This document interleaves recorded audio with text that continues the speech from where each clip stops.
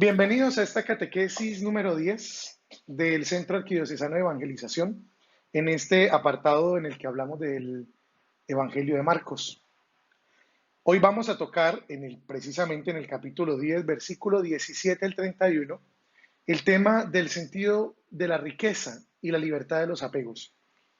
Es importante hacer un estudio muy detallado de este pasaje porque a veces suele resultarnos equívocos. Por ejemplo, hay momentos donde este evangelio, junto con algo que encontramos en el libro de Santiago, que habla sobre la riqueza, sobre el dinero, a veces suele ser tergiversado y se pueden buscar decir cosas que el evangelio no quiere decir sobre el tema de nuestra relación con el dinero, con las riquezas o los bienes materiales. Entonces, ¿qué nos encontramos en este capítulo 10? Iba de camino cuando se le acercó a Jesús, uno corriendo, se arrodilló ante él y le preguntó, Maestro bueno, ¿qué debo hacer para obtener la vida eterna? Y Jesús le contestó, ¿por qué me llamas bueno? Solo Dios es bueno, ya conoce los mandamientos. No matarás, no cometerás adulterio, no robarás, no darás falso testimonio, no estafarás y honrarás a tu padre y a tu madre. Él le contestó, porque él contestó, maestro, todo eso lo he cumplido desde joven. Jesús lo miró con cariño y le dijo, una cosa te falta. Vete, vende todo lo que tienes y dáselo a los pobres. Así tendrás un tesoro en el cielo. Luego ven y sígueme. Ante la respuesta, él puso mala cara y se alejó muy triste porque poseía muchos bienes. Jesús mirando alrededor les dijo, qué difícil es que un hombre entre al reino de los cielos, pues tiene muchas riquezas.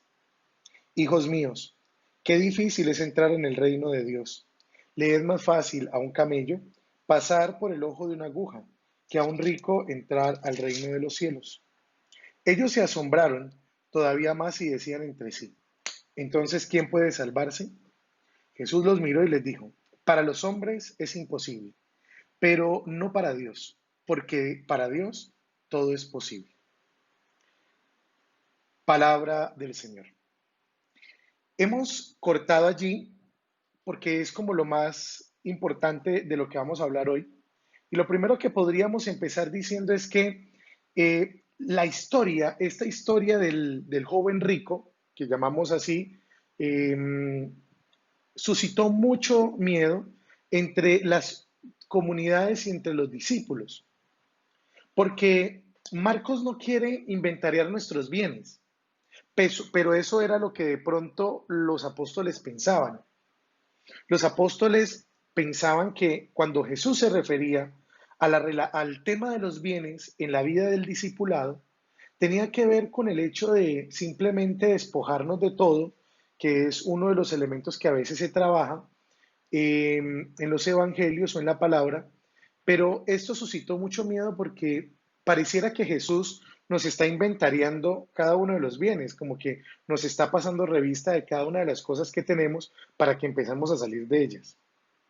Pero resulta que el problema, o por qué ataca Jesús el problema de los bienes, porque no es el tema de atacar los bienes o el tema de colocar la lupa sobre los bienes porque tenga que ver con el tener. El problema de Jesús no es el tener. El problema de Jesús es la relación que yo tengo con las cosas que poseo. Porque yo puedo tener muchas cosas, pero cuando yo poseo cosas, quiere decir que yo he perdido mi esencia y he dejado diluir mi esencia en aquellas cosas que tengo.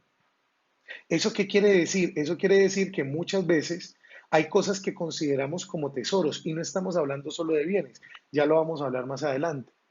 Pero en este momento, Jesús pone la lupa sobre la relación que tiene este personaje que se acerca a Jesús, este joven que era muy rico, dice la palabra, con los bienes. Su problema no es que tenga cosas o que tenga muchas cosas. El problema no es que se deshaga de ellas, el problema es que tiene una relación simbiótica, es decir, muy unida con los bienes que tiene. Y ahí está el problema no es que tengamos, el problema es que muchas veces son las cosas las que nos tienen a nosotros. Lo segundo que podemos encontrar en este Evangelio es que Jesús muestra en el camino que debemos despojarnos de aquellos apegos. ¿Qué son los apegos? Es un amor desmedido, un amor irracional, un amor que pierde todo sentido por las cosas que hay alrededor de nosotros. Esos son los apegos. Cuando tú no eres capaz de vivir sin eso que consideras como un tesoro, estás generando un apego. Eso no quiere decir que no tengamos raíces, eso no quiere decir que no tengamos cosas a las que tengamos cierta cercanía o filiación, cierta relación importante. Pero es importante saber para el discípulo, luego lo veremos, que hay un orden de las cosas que no puede ser alterado.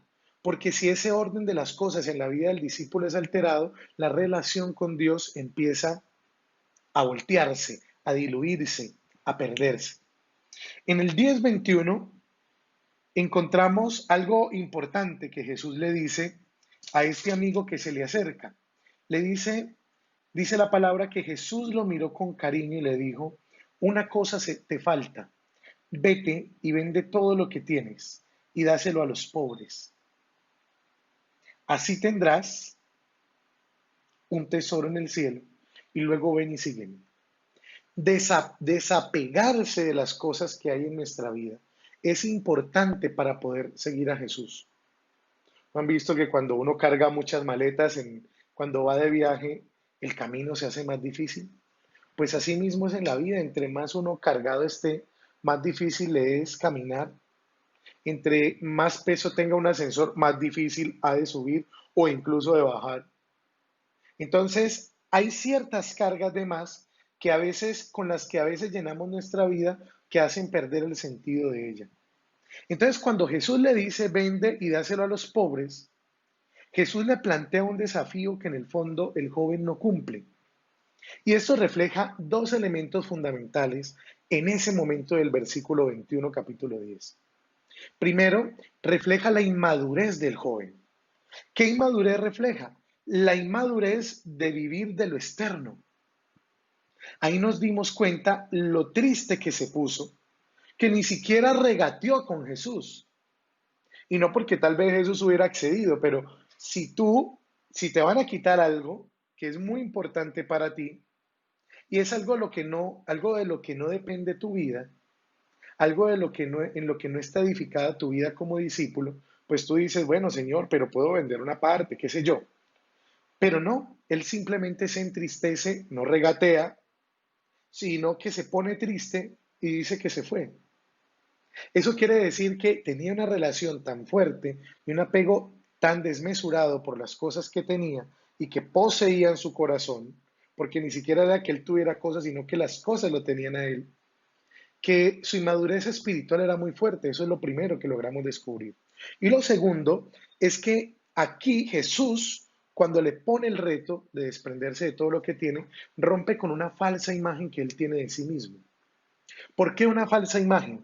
Porque esa falsa imagen se crea por la manera como se presenta. Si hay una cosa a lo que yo le tengo miedo en la vida es a la gente que se presenta siempre por delante con sus pergaminos, ¿no? Que te dice cosas como, buenas, yo soy fulano de tal, hice la maestría en tal cosa, estudié tal otra, me preparé en tal persona, yo conozco a fulano de tal, y se te presenta con todos los pergaminos. Eso fue lo que hizo el joven cuando se acercó a Jesús. Cuando Jesús lo manda a cumplir con los mandamientos, él se ufana de que los cumple todos. Él se ufana y presenta sus pergaminos delante de Jesús, como diciendo, ya he cumplido todo lo que debería hacer, creo que ya me merezco el cielo. Y hemos hablado tal vez en otra catequesis de que el cielo no se gana por merecimientos, se gana por misericordia. Entonces hay dos cosas que Jesús rompe con este reto que le pone al joven. El primero es que le descubre su inmadurez espiritual por el apego a las cosas y el segundo, que rompe la falsa imagen que él tiene de sí y la falsa profundidad que tiene con la palabra de Dios. Él cumple externamente con lo que Dios manda en cada uno de sus mandamientos. Recordemos que estos mandamientos, pues de alguna manera, daban una carta debía en el discipulado, es decir, era una carta de presentación, pero no lo eran todo. Pero para él era suficiente para ganar el reino de los cielos. Entonces, Jesús descubre su falta de profundidad. Y esta falta de profundidad hace que también descubra algo que es muy elocuente o que es muy evidente, mejor, en este pasaje. Y es que imagínense en una piscina. Usted está en una piscina. Si usted no sabe nadar, usted debe, en el momento en que cae a una piscina o se mete a una piscina y ya la piscina es más honda que usted debe agarrarse a algo porque usted no sabe nadar. Hagamos de cuenta que saber nadar es la capacidad que yo tengo y la relación profunda que yo tengo con Dios. Si yo no tengo relación profunda con Dios, es decir, no sé nadar, me tengo que aferrar a algo que me sostenga para no hundirme. Digamos que eso a lo que me sostengo, voy a hacer el ejemplo de esto, es como si esto se convirtiera en un salvavidas. Un salvavidas no me va a enseñar a nadar. Un salvavidas solamente va a sostenerme a flote. Pero en algún momento yo me tengo que dar cuenta que si no aprendo a nadar, pues me voy a hundir en la piscina. Eso era lo que le pasaba al joven rico. Tenía una falta de profundidad tan evidente que debía aferrarse como un salvavidas a las cosas que tenía para sentirse verdaderamente hombre, para sentirse verdaderamente humano, para sentirse verdaderamente hijo de Dios. Creía que con solamente cumplir, que con solamente tener tal vez ese salvavidas o tener sus bienes era suficiente para no hundirse. Y resulta que nos damos cuenta que no.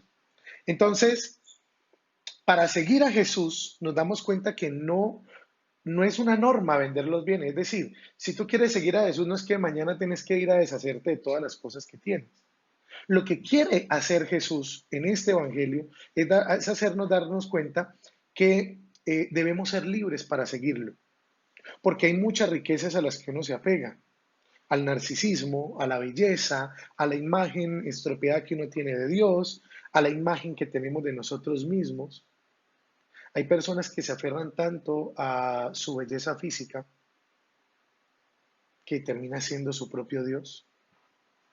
Le cuesta mucho la profundidad espiritual, pero le es muy fácil mantenerse o sacar tiempo para hacer ejercicio todos los días durante un determinado prolongado, durante un prolongado tiempo. Tiene una disciplina para eso, pero no tiene una disciplina para la oración. Entonces muchas veces la riqueza no tiene que ver solamente con los bienes materiales, tiene que ver con esa autosuficiencia que uno tiene, que puede ser una riqueza para uno. Puede ser también tu belleza, eso de lo que te sientes tan orgullosa de verte de esta manera o de verte de aquella otra. También puede ser una riqueza. Y esas cosas a las que nos aferramos en el fondo nos hacen esclavos muchas veces. No quiero decir con esto que entonces si tú te sientes bien con tu cuerpo fitness, entonces vas a dejar de hacerlo. No, estamos hablando de que la verdadera riqueza que debe tener todo discípulo o toda persona que conoce profundamente a Dios es aprender a aferrarse solo a Él. Y todo lo demás, como dice la palabra, viene por añadidura. Entonces, aferrarse a Jesús, aunque uno no sepa lo que viene, pero a estar aferrado a Él, le hace perder a uno los miedos de lo que pueda pasar.